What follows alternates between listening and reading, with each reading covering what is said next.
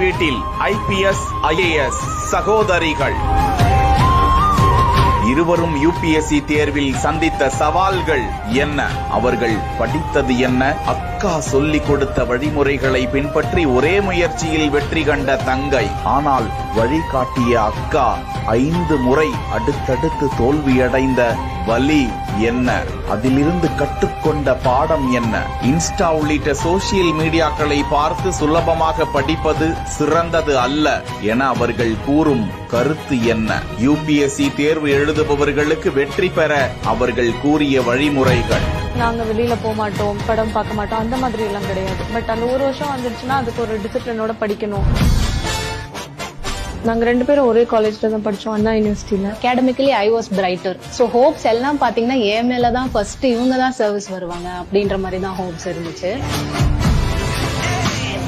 first attempt she got Indian